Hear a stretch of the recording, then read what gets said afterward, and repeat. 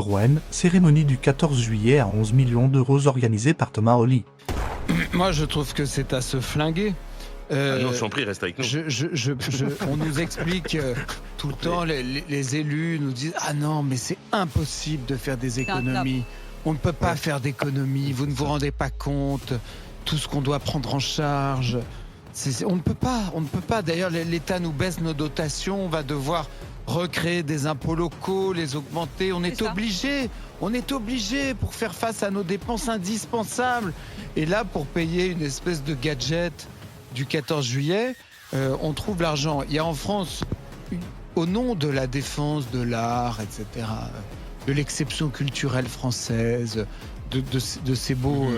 De l'héritage, de voilà, Louis XIV finançait Molière, Frédéric II finançait Wagner, et donc au nom de ça, nous on finance tout et n'importe quoi, et notamment des professionnels qui sont quand même, à mon sens, à la limite du détournement de fonds publics, des Thénardier de la culture, qui vendent des Thénardier de la culture, qui vendent leurs leurs spectacles, etc., œuvres d'art. C'est beau, quelle Cosette. Mais oui, mais toutes ces fracs. Regardez les fonds régionaux d'art contemporain, là, les fracs, qui achètent n'importe quoi au nom de l'exception culturelle.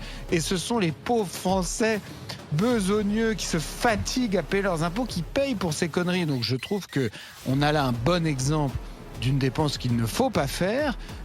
Comme par hasard, c'est un élu de gauche qui est à l'origine de cette dépense, un prétendant au trône socialiste. D'ailleurs, voilà, il est bien représentatif de son parti, mais je trouve qu'on se fout de la gueule du monde.